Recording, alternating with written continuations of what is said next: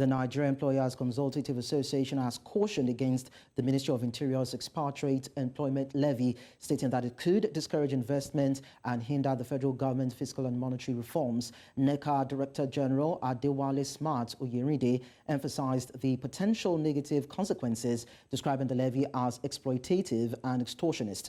According to NBS, Nigerian nationals constitute only 59% of total jobs in Nigeria. Their wages account for less than 45% of total wages, and the average basic salary of expatriates stands at more than 45% above the basic salary. And that is one of the bone of contentions. From Geneva, Switzerland, I am joined by the Director General, Nigeria Employers Consultative Association, Adewale-Oyerinde. Thank you so much, sir, for joining us on the show. Thank you. Good morning. Now, in your reaction to the newly introduced expatriate employment levy, you argued that it could discourage investment in Nigeria. I'd like you to kindly expatiate on this. Thank you. Thank you very much. First of all, I need to set the tone that our concern, the concern raised, they are not born out of the need for profit, or they are not born out of a protectionist perspective of employers, but they are basically born out of the real economic issues that that we think the levy will impact, and also to lay the foundation that currently, as we speak, there is established a line of communication with the authorities, and fruitful conversation is ongoing to find the middle ground around all these issues. So for the issue you raised, we feel strongly that our current level of development, our current level of circumstances we find ourselves in as per an economy, whether through the circumstances that our actions, past actions of the past administration fostered on us, or the actions that we fostered upon ourselves, we are not in a position to do certain things. And one of them is this. When you mentioned the issue of this investment, do we really need foreign direct investment in this country? Absolutely, we do. If we don't, then the president will not consistently be traveling out to seek for foreign direct investors to come to this country. So we need investors, and we need them quickly. But we can't, in one breath, urge foreign investors to come, and at the same breath, you create bottlenecks for them to their coming. You know, an investor will not invest $1 billion in this environment, and then you put constraints into his ability to bring in people that he feels strongly, that can help him to manage that investment. We feel is a contradiction, and it's investment in that context. Also, we look at the recent reforms that the government has put in place. The Presidential Fiscal and Tax Reform Committee, whose work is to streamline investment or streamline taxes and levies. If the committee has done a very good job, commendable job that the citizens have noted, and at the same time, we are also building structures to create more levies and more taxes out of the context of the work that committee is doing. It raises two issues. It raises the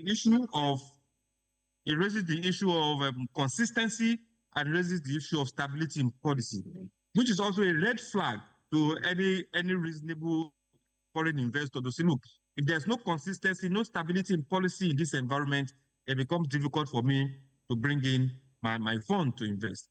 Those are the contexts in which, those are the first contexts in which we look at it, that it could be a disservice to genuine investors that might want to come to this country to invest. Okay, well, earlier on you talked about the fact that you are not speaking from the angle of protectionism and not from the angle of profit-making, so to speak. But then we know that government has its own issue when it comes to revenue generation. I recall that in your reports you described the levy as exploitative and extortionist. And if we are to look at it critically, isn't the average basic salary of expatriates, which stands at more than 45% above the basic salary of Nigerian nationals, that constitute 59% of total jobs in Nigeria, not exploitative in itself? Now, for a business needs certain parameters to survive. You need critical competencies, and which basically falls within the line of within the context of what we say labor is not a commodity, as we call it. And I'm at the ILO now. in Geneva, and part of the mantra is that labor is not a commodity, labor should be appropriately priced. And for the private sector, there is what we call job evaluation, that evaluates its jobs and rates each job in view of, within the context of its value add. Now, the Immigration Act, and I must state this, Immigration Act creates a framework for you to bring in an expatriate. And let me paraphrase. Part of the framework, part of the law says that for every rule, the company that wants to employ an expatriate must advertise that rule, must satisfy the Comptroller General, the Comptroller General's demand that if advertised and no Nigerian apply for that rule, or they've advertised and no Nigerian qualify for that rule. It is on the premise of that the Comptroller General can give approval for you to bring in an expatriate. Now, competence and expertise, there are two critical issues. So, and those competence and expertise that we're talking about, they command premium pay, irrespective of how we look at it. They command premium pay. That is the main reason why the salary of an average petroleum engineer, his salary cannot be compared with any other salary in some other sectors. That is why the salary of an ICT expert, somebody that codes, somebody that writes programs, that is why his salary cannot be compared with any other person's salary in other sectors. So salary is a function of value, and it's a function of the expertise exactly that we're talking about. So across board, even within the Nigerian context, salaries are not the same. So they are based on the value, as I mentioned, they are based on the expertise, and they are based on exactly what they want to do. So it cuts across board. It doesn't apply only to the issue of expatriate or non-expatriate. It also applies to Nigerians here that are earning commensurate to the value that they are contributing to that business. So you can't see it as exploitative. So in this context. Okay. Yeah, I want to conclude in this context.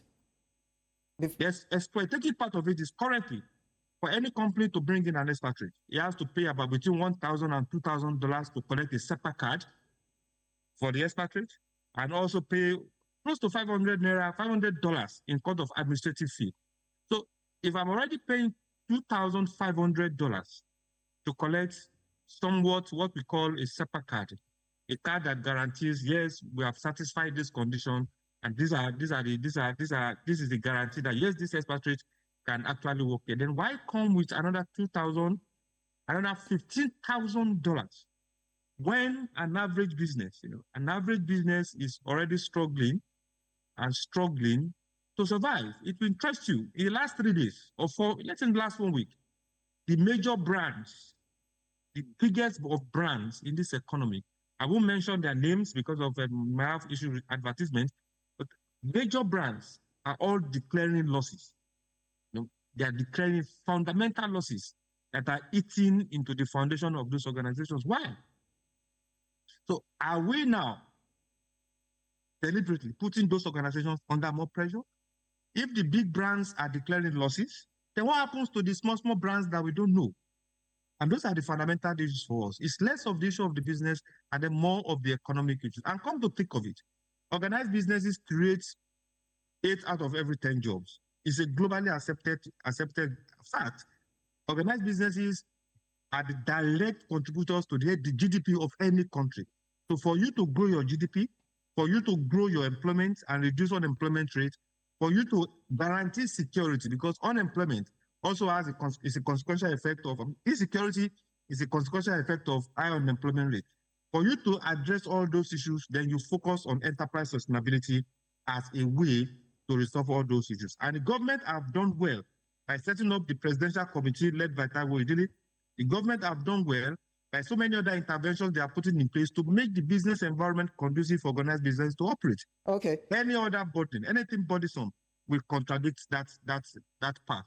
Okay, you've been able to establish the fact that expatriates would always earn more based on their expertise and of course the knowledge that they're bringing into the Nigerian business space. But for government, it's all about narrowing the wage disparity that exists between these expatriates and the locals. Now, in your reports, you also suggested strengthening existing regulatory institutions instead of imposing additional levies. So if you're going to be critical in terms of steps to be taken, even as you have condemned what the Nigerian government is trying to do through the proposal or the introduction of a levy. Now, what specific regulatory changes could be in place, and how do you think that in a way might address the income inequality issue?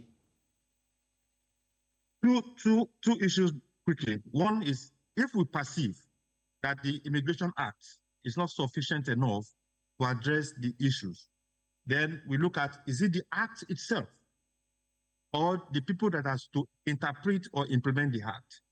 If it's the act itself, then we can review the act to make it more, to create more monitoring parameters for people bringing expats into the country. If it's the people implementing the act, then let government change those within the context of the expatriate quota management in the ministry, in the immigration. Let's strengthen the act. Let's strengthen the regulatory framework for the act.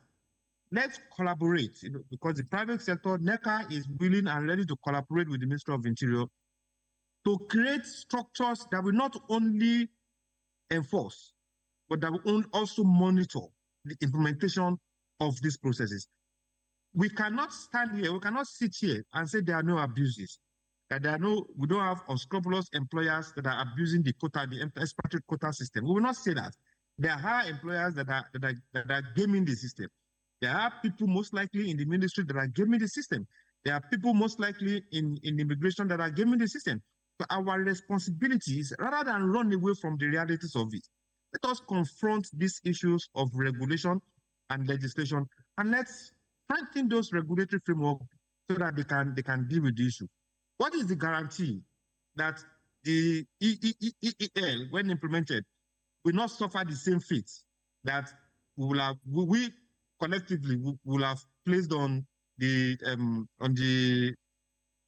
Immigration Act? What's the guarantee that we will not collectively have consigned the Local Content Act, consign it into the same fate that will have before the Immigration Act? Our view is this: let's build institutions. Let's strengthen institutions. The EFCC is working. Some other agencies of government is working. Let us also collaboratively strengthen these institutions so that they can fulfill their objectives. Okay. Suffice to say that the Local Content Act, local content law in the oil and gas industry, is working beautifully well. It's working with parameters that an expatriate must have at least 3 Nigerians that are understudying the person, and that is operational.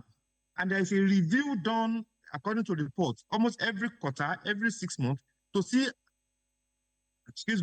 how that law is being implemented.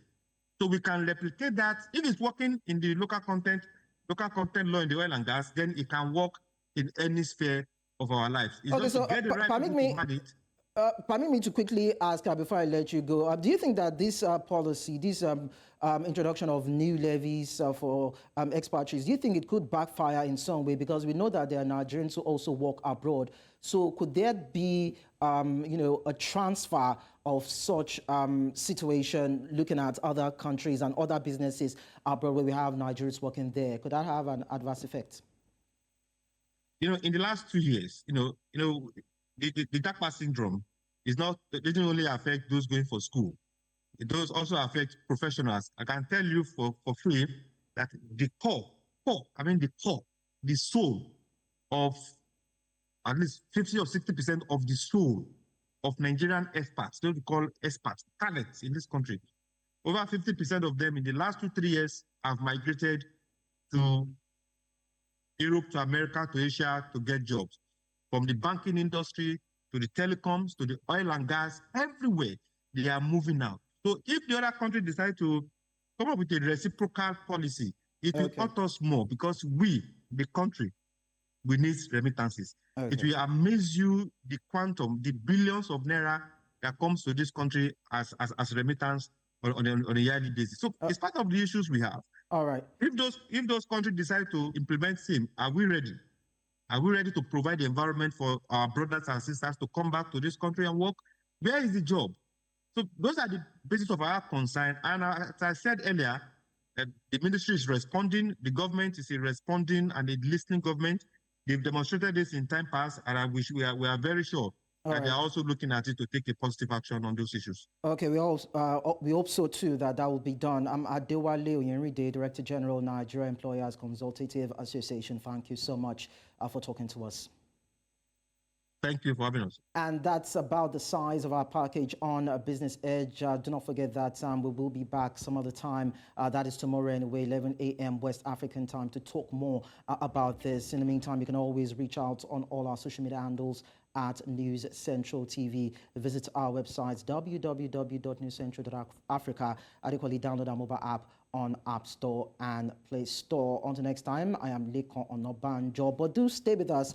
We will be bringing you live broadcasts of the late Herbert Wigwe's memorial service.